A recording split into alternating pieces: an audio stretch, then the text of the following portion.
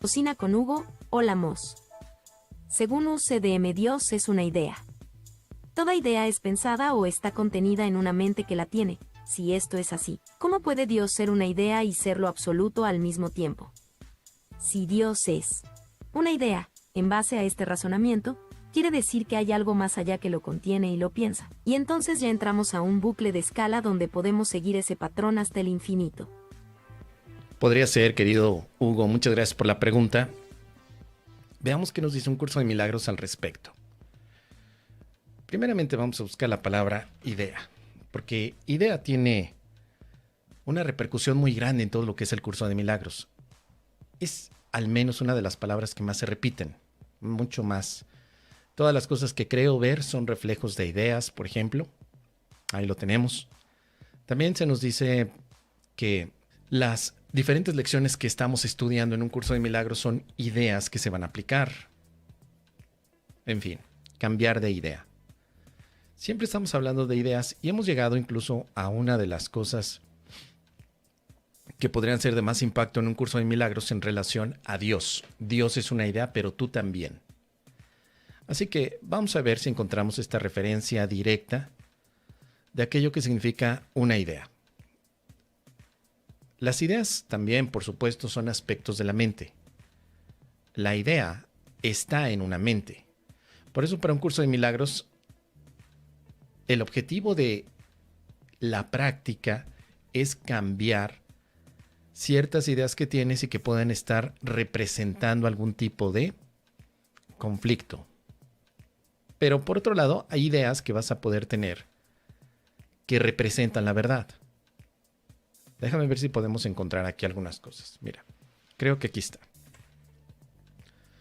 Dice en una parte de un curso de milagros, en la sección número 1, la invitación al Espíritu Santo del capítulo número 5, lo siguiente. Los pensamientos se expanden cuando se comparten. Cuantos más creen en ellos, más poderosos se tornan. Todo es una idea. Entonces, ¿cómo puede asociarse dar con perder? Si todo es una idea, entonces el mundo que vemos, por supuesto que no tiene una realidad per se o intrínseca, sino que más bien es el reflejo de una idea también. Este es uno de los puntos que más trabajo nos cuestan, sobre todo nos cuestan comprender porque pensamos que el mundo que miramos está afuera de nosotros, como si fuera algún tipo de creación ajena. Ahora, también se nos dice que una de las cosas importantes es que las ideas se mantienen en la mente y que las ideas nunca abandonan la mente o su fuente. La idea es pensada, ¿sí? Vamos a buscar. Si las ideas se piensan, ¿quién las piensa? Esa sería una de las preguntas que nos tenemos que hacer todos los que practicamos. Vamos a ver. Dice por aquí. ¿No te resulta difícil creer que cuando otro le pide amor a Dios, tu propia petición no pierde fuerza? ¿Tampoco crees que cuando Dios le contesta, tus esperanzas de recibir una respuesta se ven mermadas? Por el contrario, te sientes más inclinado a considerar el éxito de tu hermano como una prueba de la posibilidad del tuyo. Eso se debe a que reconoces, aunque sea vagamente, que Dios es una idea, y por consiguiente, tu fe en Él se fortalece al compartirla. Lo que te resulta difícil aceptar es el hecho de que, al igual que tu Padre, tú eres una idea. Y al igual que Él, te puedes entregar totalmente sin que ello suponga pérdida para ti, sino solamente ganancias. Entonces, Dios es una idea, pero tú también. ¿Son la misma idea o son diferentes ideas? Pensemos. Dios como idea representa entonces algo pensable que puede ser extendido y compartido. Si atendemos que desde el curso de milagros es verdadero que las ideas se pueden compartir, entonces Dios se puede compartir porque Dios es una idea. Y si Dios es una idea, ¿tendría que estar separada de la mente que piensa la idea? ¿Qué no podríamos pensar, querido Hugo, que tanto la idea como la mente están en el mismo lugar? Dios es idea de la misma mente de la verdad. Tal vez podríamos pensar que sí. Podríamos darnos la oportunidad de creer que por un momento nuestra mente no es el cerebro que piensa ideas, sino que la mente es algo que trasciende los aspectos físicos de este mundo y que esa mente que no podríamos definir con algo específico como palabras es Dios, la verdad, la realidad o el amor. Dios es una idea que se puede compartir, pero Dios no está siendo pensado por alguien más, porque si no, efectivamente podrías entrar en un ciclo de repetición o de un pensamiento circular. Pero ¿qué tal si Dios fuera la mente y el pensamiento al mismo tiempo? Esa es una forma también de poder manejar esa simultaneidad entre el pensamiento de Dios como idea y la mente de Dios como el que tiene la fuente de todas las ideas que son verdaderas. Ahora, es cierto que en un curso de milagros tenemos que también categorizar cómo estarían estas ideas. Solamente son ideas verdaderas que proceden del amor o ideas falsas que representan la negación del amor. Ideas no son positivas ni negativas. Una idea es poderosa porque tiene la capacidad de hacerte sentir o experimentar todo un universo. Una idea de la cual el Hijo de Dios olvidó reírse es lo que fomenta la ilusión de este universo. Esto lo podemos encontrar aquí. En el capítulo número 27, la curación del sueño, la sección número 8, el héroe del sueño, podemos encontrar esta referencia a las ideas y su poder que tienen. Dice, vámosle al soñador el sueño del que se desprendió, el cual él percibe como algo que le es ajeno y que se le está haciendo a él. Una diminuta y alocada idea, de la que el Hijo de Dios olvidó reírse, se adentró en la eternidad donde todo es uno. Y a causa de ese olvido, ese pensamiento se convirtió en una idea seria, capaz de lograr algo, así como de producir efectos reales.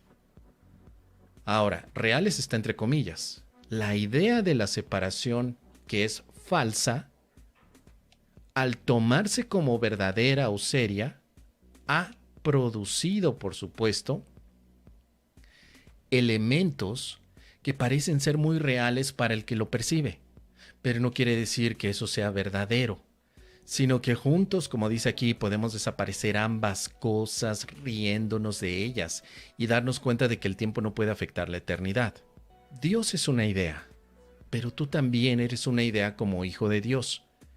Y por la facultad que tenemos para poder pensar o generar ideas, es que el Hijo de Dios ha generado la idea de la separación, la cual ha tenido efectos al principio difíciles de poder entender, pero después con la práctica de la expiación, que también es una idea, hemos logrado comprender que todo lo que estamos mirando como un universo separado de nosotros en realidad es un pensamiento reflejado que sigue siendo ilusorio. El universo es la consecuencia de una idea falsa, como lo hemos comentado. Es una creencia, pero las creencias y las ideas están en la mente. Dios puede ser entonces, con esto podríamos estar deduciendo, que Dios sí puede ser una idea de lo absoluto. La idea de lo absoluto sería Dios por excelencia. La idea de lo absoluto. Pero no podemos decir que la idea es una particularidad, sino la idea por sí misma de Dios representaría lo absoluto. Por lo tanto, lo absoluto no representaría en ningún momento una separación de sí mismo de forma real, sino que lo absoluto se sigue manteniendo. La idea absoluta de Dios la sigues teniendo en tu mente. Pero esa misma idea absoluta de Dios no es generada por otro Dios, ni por el ego, ni por nada más, sino que la idea absoluta de Dios tiene cabida en la realidad. Para el curso de milagros, la realidad sigue siendo el aspecto de la mente verdadera, que no el cerebro. Ya dijimos que el cerebro no tiene nada que ver con los pensamientos, ni tampoco tiene que ver con las ideas. Los cerebros humanos no piensan ni tampoco pueden generar ideas.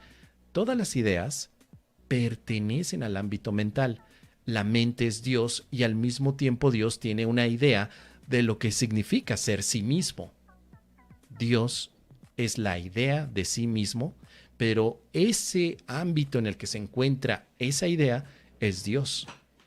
Entonces podremos decir también, el Hijo de Dios es una idea, pero no es una idea que esté separada de Dios, sino que pertenece a Dios. El Hijo de Dios es la idea de Dios que pertenece a la misma mente de la verdad. Con eso podemos hacer inclusiones. Incluimos constantemente los pensamientos de amor, lo cual anteriormente los habíamos separado. Todos los pensamientos de amor los separamos y pensamos que estaban dispersos en nuestra mente. Ahora lo que hacemos con un curso de milagros es un proceso de unificación de pensamiento. Todos los pensamientos de amor son la misma idea. De hecho, el amor también es una idea. Pero el amor y Dios son lo mismo. Por lo tanto, la idea del amor y la idea de Dios son lo mismo. Al menos esto que te acabo de decir, querido Hugo, es lo que el curso de milagros cita, muestra, lo tiene como premisa. La idea del amor, la idea de ti como realidad y la idea del amor son la misma idea. Estamos hablando de lo mismo.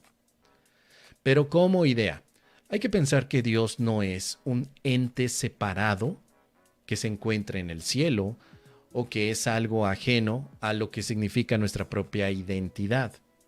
Como ya lo hemos visto en las primeras ideas de la unificación que aparecen en los primeros ejercicios, vamos a tener esta idea tan maravillosa que dice así.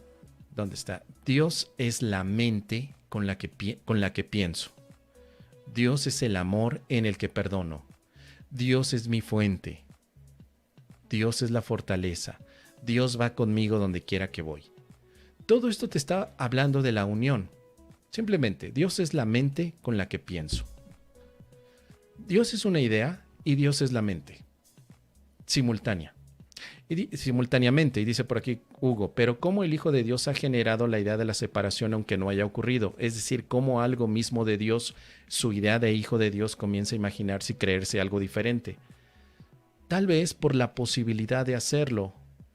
El tema aquí, querido Hugo, es que afortunadamente, aunque el Hijo de Dios ha tenido la posibilidad de imaginarse algo, nunca sucedió realmente. Habría un gran problema en esto, querido Hugo, en que el Hijo de Dios se hubiera imaginado la separación y hubiera creado una realidad alterna a la que Dios ha hecho. El Hijo de Dios simplemente tuvo la posibilidad de pensar. ¿Por qué? Quizá por travesura, quizá por la facultad que Dios mismo le dio a su Hijo como posibilidad o potencialidad de pensamiento. Es decir, puedes pensar lo real y lo imaginario, pero recordando que lo imaginario no es real.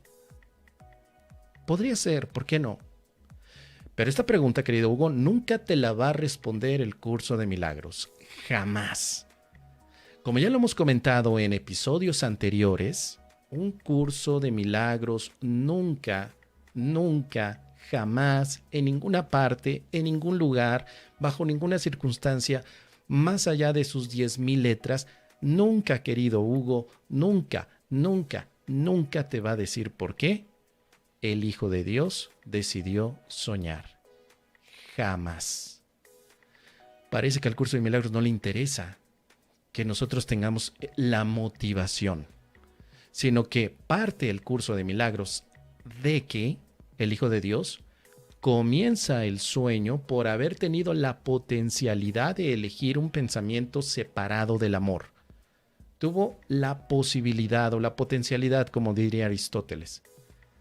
Pero el curso en ninguna parte te va a decir, mira, este es el motivo por el cual el Hijo de Dios decide separarse. En ninguna parte. Solo te dice, se cree separado porque olvidó de reírse de una idea tan absurda que es la separación. Pero ¿cómo surgió el pensamiento de separación en el Hijo de Dios? No existe respuesta en un curso de milagros, querido Hugo, alrededor de la investigación que he hecho desde el año 2009 y hasta el día de hoy. En ninguna parte he podido encontrar. la respuesta específica y he tenido que llegar a una deducción, querido Hugo, que tal vez el curso no tiene necesidad de exponer ese motivo o no es ámbito de interés, porque el curso al final te dice que este no es especulación filosófica, sino más bien es aplicación práctica. Fíjate lo que nos dice aquí. Y la pregunta que haces filosóficamente, la pregunta que estás haciendo, querido Hugo, es filosofía. Dice aquí en la parte que habla acerca de la clarificación de términos. Este no es un curso de especulación filosófica ni está interesado en una terminología precisa. Se orienta únicamente hacia la expiación o corrección de la percepción. Y aquí es donde la puerca torció el rabo, querido Hugo. Aquí es donde Nememes ya valió. Porque lo único que yo puedo hacer son especulaciones acerca de la motivación del Hijo de Dios para empezar a soñar. Nada más puedo especular y me puedo aventar todas las especuleadas que se me puedan ocurrir, obviamente especulaciones.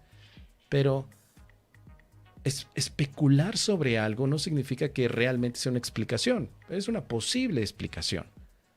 Si este curso no se mantiene como una cosmología, en la cosmología tú sí podrías determinar por qué el Hijo de Dios comenzaría a soñar. Pero esto no se trata de cosmología, desafortunadamente, no se trata de teología tampoco. Solo es un curso para estar en paz.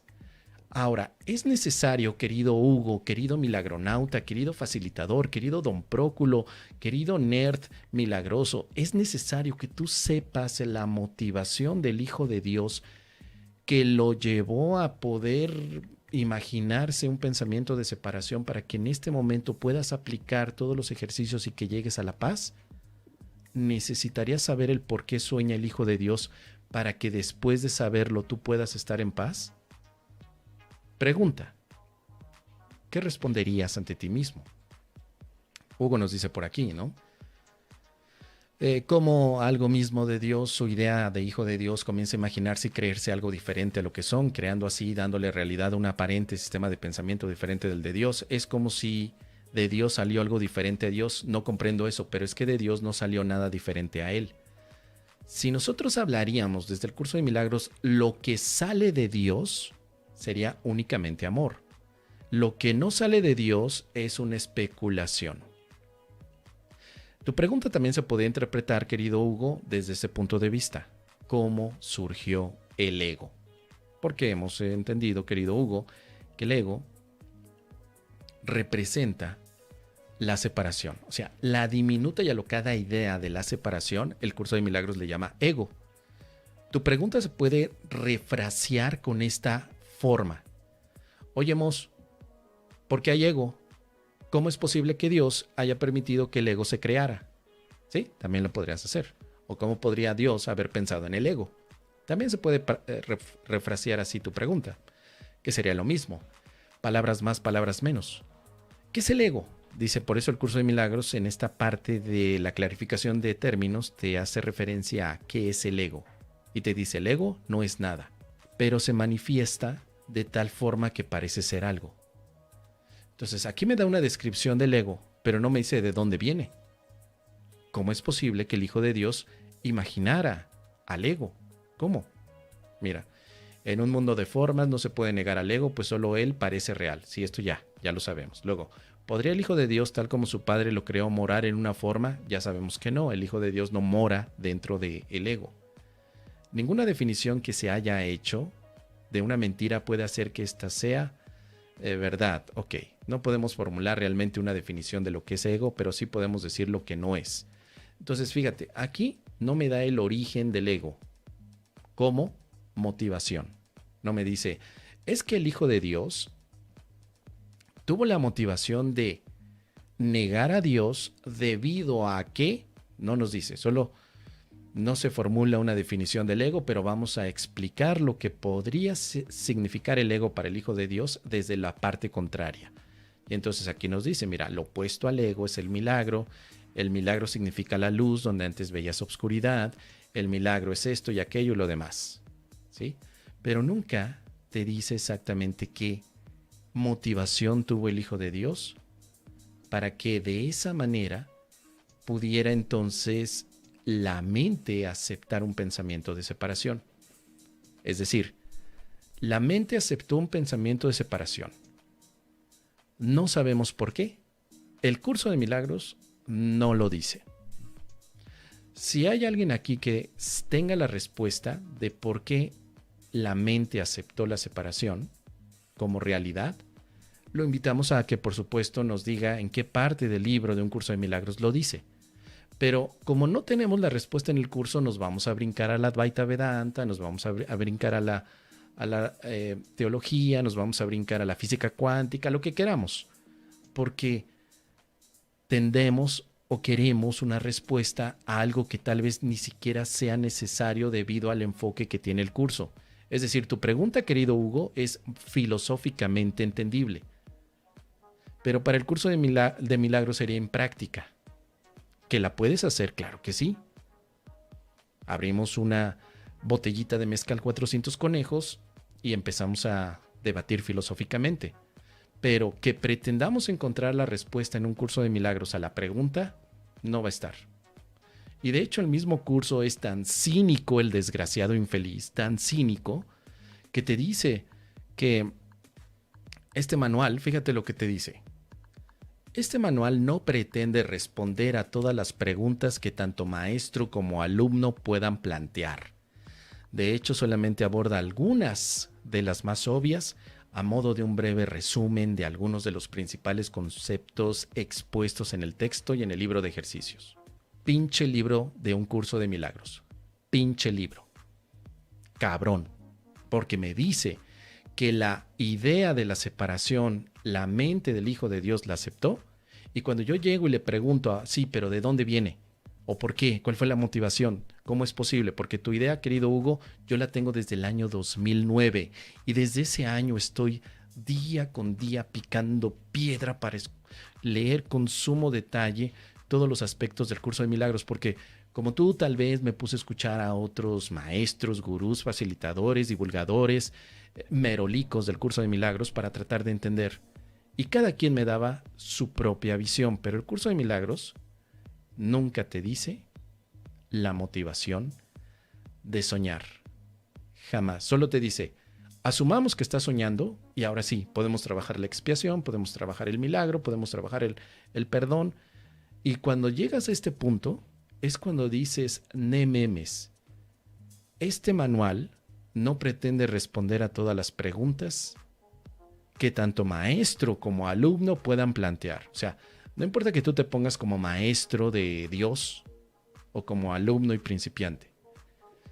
Este manual, que pertenece a todo libro, no te va a responder qué tranza con la separación. Jamás. Y después de cierto momento, alguien me contestaba, como dice aquí Gaby Galeano. Oye, Mos, me decían, es que solo el ego pregunta y pregunta, pues el ego quiere ser real a toda costa e insiste con la separación. Yo decía, sí, gracias Gaby, pero yo quiero preguntar. Sí, pero es que el ego pregunta, ya lo sé, pero ¿por qué? ¿Por qué? ¿Por qué? ¿Qué no sería más fácil decir todos? Es que no sabemos. No lo sé. Y es lo que te estoy diciendo, querido Hugo. No sé por qué. Pero personalmente no me afecta o no me inquieta porque ya llegué a un punto en el que digo, no es algo tan limitado para estar en paz. O sea, si esta pregunta se resuelve o no se resuelve, yo ya estoy en paz. Y practicar el curso de milagros con los 365 ejercicios fue para vivir en paz, no para tener una visión cosmológica o cosmogónica acerca de mi origen. El curso de milagros no es un curso de ontología o de metafísica, no es eso, ¿no? Ya lo hemos hablado. Siempre dice, este es un curso práctico. Y lo práctico es cómo puedes estar en paz y ya. Así de simple. Entonces, mira, yo personalmente, querido Hugo, me pasé a la filosofía para responder este tipo o buscar una respuesta a la visión del origen, de dónde vengo yo y cómo surgió todo este origen. ¿Sí? Pero la filosofía tampoco tiene respuestas. Tampoco. La religión tampoco tiene respuestas.